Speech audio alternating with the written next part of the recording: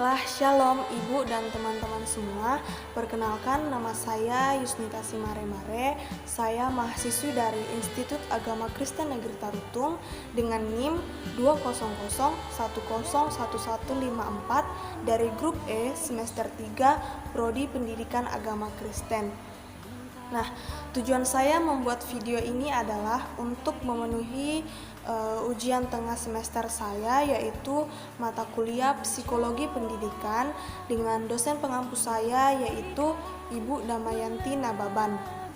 Dalam video ini, saya akan membuat video pembelajaran dengan tema perbedaan individu yang menyebabkan perbedaan hasil belajar.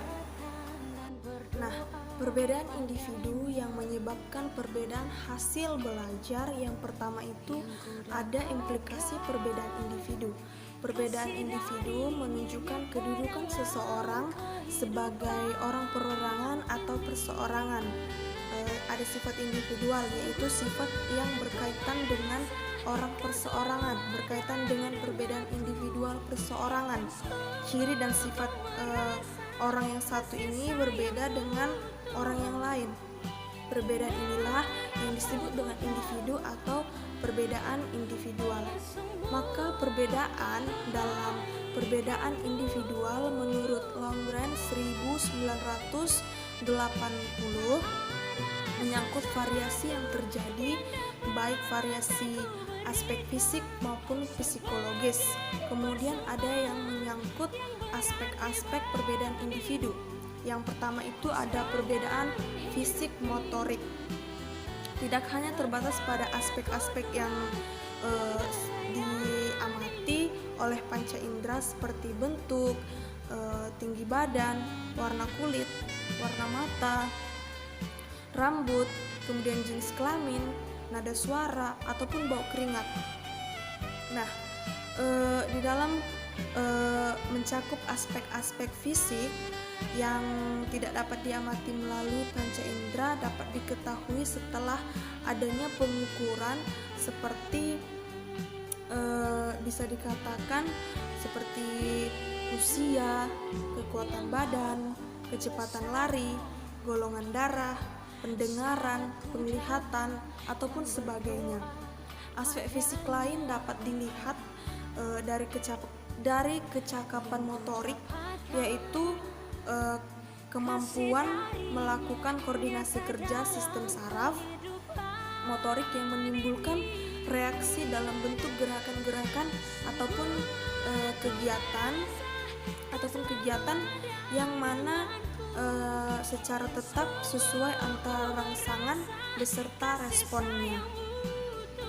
Nah, kemudian ada anak yang cekatan dan terampil, tetapi di sisi lain ada pula anak yang lambat reaksi ataupun lambat menerima rangsangan atau sesuatu. Yang kedua yaitu perbedaan intelijensi. Intelijensi adalah salah satu kemampuan mental, pikiran, atau intelektual dan merupakan bagian dari proses-proses kognitif pada tingkatan yang lebih tinggi. Nah, kemudian yang ketiga ada perbedaan kecakapan bahasa antara individu yang satu dengan individu yang lainnya berbeda. Dalam kecakapan bahasanya berbeda, anak ini sangat dipengaruhi dari berbagai faktor seperti faktor kecerdasan, faktor pembawaan, kemudian lingkungan, fisik, terutama organ bicara dan lain sebagainya. Yang keempat ada perbedaan psikologis. Perbedaan individual seperti peserta didik, maksud saya peserta didik juga terlihat dari aspek psikologis. Ada anak yang mudah tersenyum, ada anak yang mudah marah, ada anak yang mudah berjiwa sosial, ada anak yang mudah egoistis, ada anak yang cengeng, ada anak yang malas, ada anak yang rajin, ada anak yang pemurung, dan masih banyak lagi. Persoalan psikologis memang sangat kompleks dan sangat sulit dipahami secara tepat, sebab menyangkut yang ada dalam jiwa dan perasaan seseorang. Kemudian yang terakhir yaitu perbedaan bakat. Nah, yang selanjutnya adalah penyediaan alat pengajaran dan program pelayanan yang memberikan fasilitas individualis introduction meliputi laboratorium atau workshop yang memadai.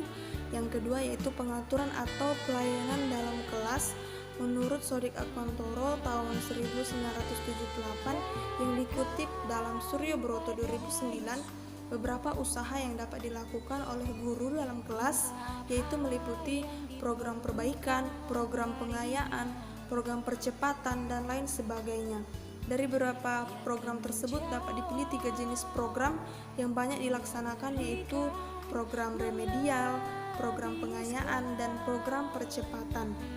Untuk anak-anak yang lambat program yang dapat dikembangkan adalah program remedial. Bagi anak yang sedang program yang dapat dikembangkan yaitu program pengayaan. Tapi selanjutnya bagi anak yang cepat program yang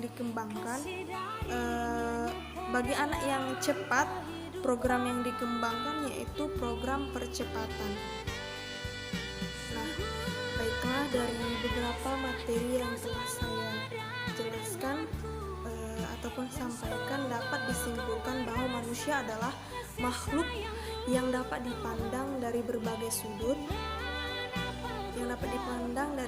sudut pandang. Sejak ratusan tahun sebelum Masehi, manusia telah menjadi objek filsafat, baik objek formal yang mempersoalkan hakikat manusia maupun objek material yang mempersoalkan manusia sebagai apa adanya, manusia dengan sebagai kondisinya. Perbedaan individu diantaranya yaitu perbedaan kognitif, perbedaan kecakapan bahasa, perbedaan kecakapan motorik, perbedaan kecakapan latar belakang, perbedaan bakat, dan persiapan belajar. Sekian hasil video dari saya. Terima kasih.